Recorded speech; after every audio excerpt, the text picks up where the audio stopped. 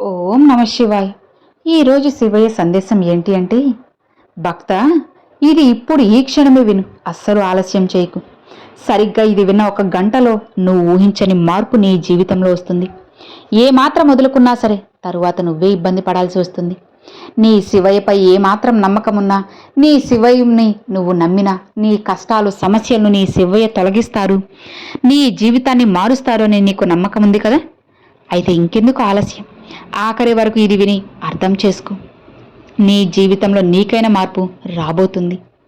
ఇలా చూడు భక్త, ఇప్పుడు నీ మనసులో నువ్వు ఆశగా ఏదైనా జరగాలి, కావాలి అని ఏదైతే అడుగుతున్నావో అచ్చం అది అలానే స్వచ్ఛంగా జరిపిస్తాను.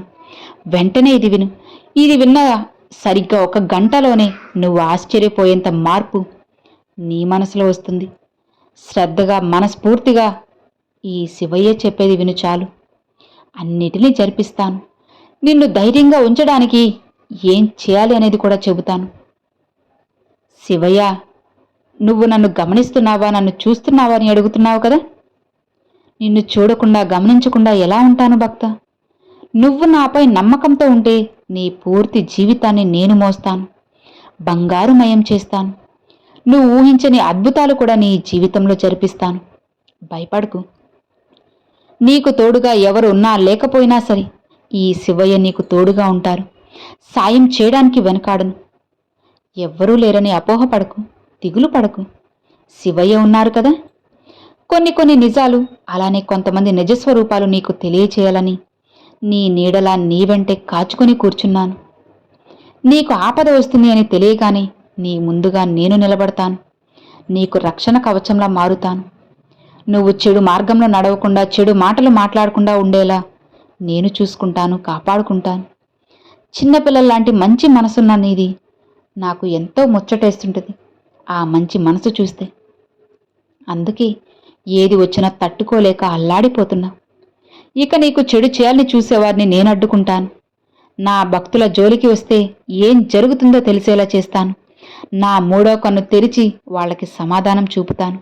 ఈ శివయ్య అంటే ఏంటి, శివయ్య భక్తుల్ని కష్టపెడితే ఏం జరుగుతుంది, వాళ్ళ జోలికి వస్తే శివయ్య ఏం చేస్తారు అన్నది కళ్లకు కట్టినట్లుగా ప్రతి ఒక్క విషయాన్ని వాళ్లకు తెలియచేస్తాను. నువ్వు నిశ్చింతగా ప్రశాంతంగా ఉండు భక్త చాలు. ఊపిరి పీల్చుకో, కాస్త నిదానంగా నెమ్మదిగా ఉండు చాలు. నువ్వు కొద్దిగా జాగ్రత్తగా ఉండు. ఎవరు ఏంటి, ఎవరు ఎలాంటి వాళ్ళు అనేది తప్పకుండా తెలుసుకోవాలి. జాగ్రత్త వహించకపోతే తరువాత ఇబ్బంది పడాల్సింది నువ్వే. సరేనా? చాలా సమయం ఉంది భక్త, జాగ్రత్త. నీ కష్టాలన్నీ ఫలించబోతున్నాయి. కష్టాల ఊబిలో కూరికిపోయిన నీకు మంచి స్వచ్ఛమైన జీవితాన్ని ఇస్తాను. నీ ప్రశాంతతను పోగొట్టాలనుకునే వారికి నేను బుద్ధి చెప్తాను. నా భక్తునివైన నీకు ఎలాంటి ఆపద రాకుండా మంచిగా చూసుకుంటాను. మంచి జీవితాన్ని నీకు అందిస్తాను. నీ చుట్టూ ఉన్నవారు నిన్ను మోసం చేసి నవ్వుకుంటూ అదే పనిగా అదే వాళ్ళ విజయమని కోరుకుంటున్నారు. నా భక్తుల్ని ఆడుకుంటున్నారు కదా, ఆటాడిస్తున్నారు కదా. ఇక ఊరుకునేది లేదు. ఈ శివయ్య అంటే ఏంటో వాళ్ళకి చూపిస్తాను. నువ్వు భయపడుకు భక్త.